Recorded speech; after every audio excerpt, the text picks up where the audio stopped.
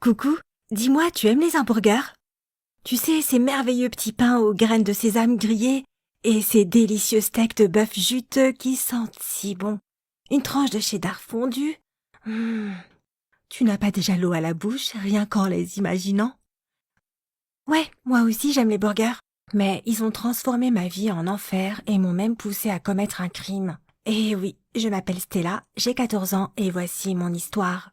Tout a commencé il y a environ 3 ans, quand j'avais presque 11 ans. Tu sais, 3 ans à cet âge, ça fait une grosse différence en fait.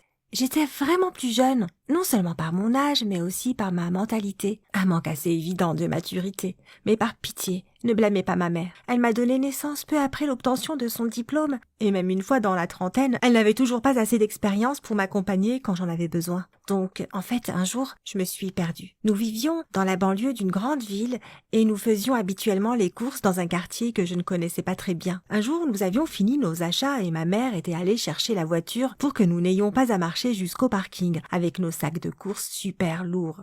Je me suis un peu écartée du trottoir pendant que je l'attendais. J'ai alors vu qu'il y avait un arrêt de bus et un bus qui partait. Et soudain, j'ai vu ma mère prendre ce bus. Je n'ai même pas eu le temps de réfléchir, je l'ai suivi. J'ai juste sauté dans le bus et c'est seulement quand j'étais à l'intérieur que j'ai réalisé que la femme que je croyais être ma mère, eh bien, ce n'était pas du tout elle. Elle lui ressemblait avec les mêmes cheveux et les mêmes vêtements. J'étais tellement choquée que j'ai réussi à faire quelques kilomètres avant de descendre dans un endroit totalement inconnu. Aujourd'hui, je n'ai absolument aucune idée de la raison pour laquelle je n'ai pas tout simplement approché quelqu'un pour lui demander de l'aide et lui expliquer que j'étais perdue. J'avais probablement tellement honte de mon erreur que je n'arrivais pas à penser clairement à ce moment précis et que j'avais aussi vraiment peur. Je marchais dans ce quartier inconnu, entouré de personnes inconnues, en essayant de ne pas attirer l'attention sur moi. Maman m'a finalement retrouvée le soir avec l'aide de la police. Mais j'étais totalement stressée à ce moment-là et cet épisode m'avait profondément traumatisée. À la fin de cette terrible journée, j'avais très faim à tel point que j'avais des crampes d'estomac et que j'avais les mains tremblantes. Je voulais tellement manger que j'ai même cessé d'avoir peur.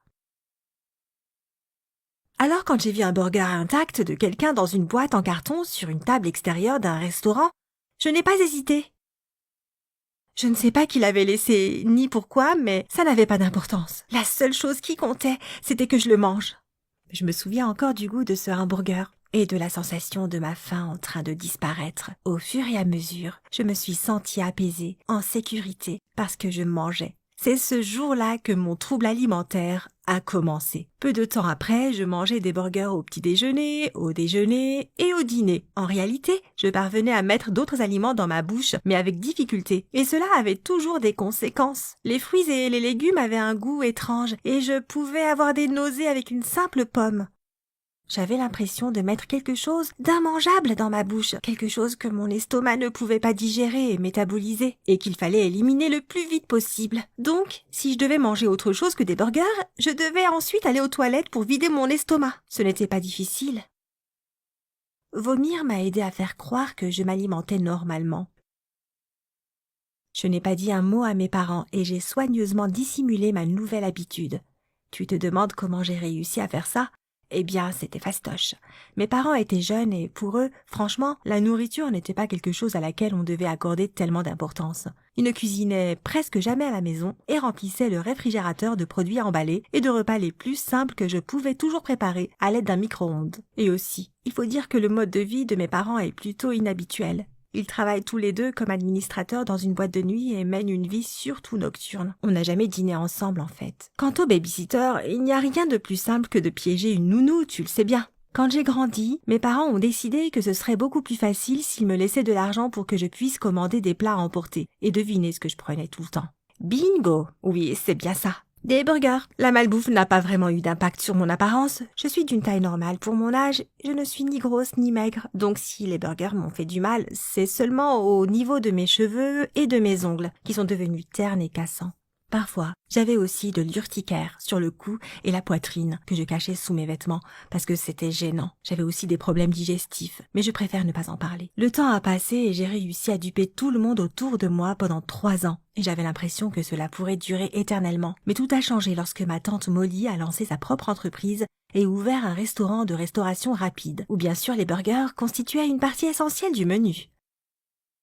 À ce moment-là, j'avais déjà 14 ans et je cherchais un emploi à temps partiel.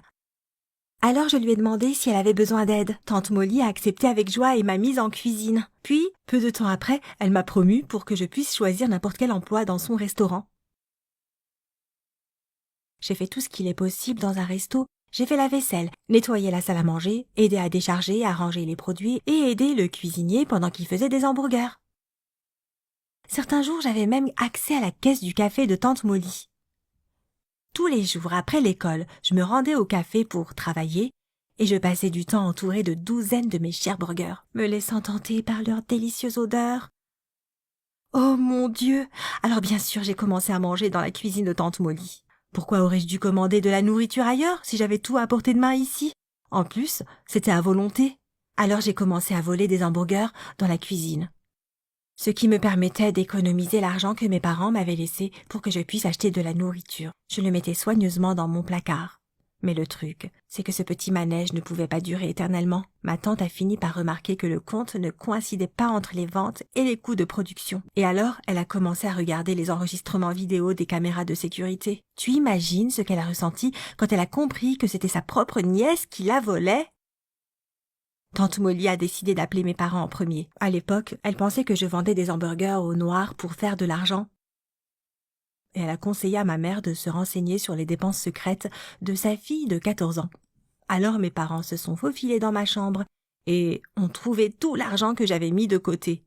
Je ne sais pas combien j'avais, je n'avais pas compté, mais à ce moment-là, j'avais déjà économisé beaucoup d'argent.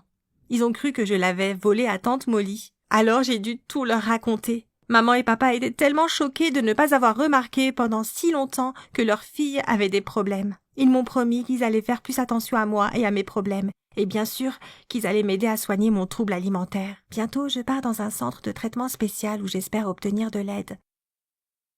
Et s'il vous plaît, si l'un d'entre vous a un problème similaire, parlez-en. Comme vous pouvez le voir, le silence ne mène jamais à rien de bon.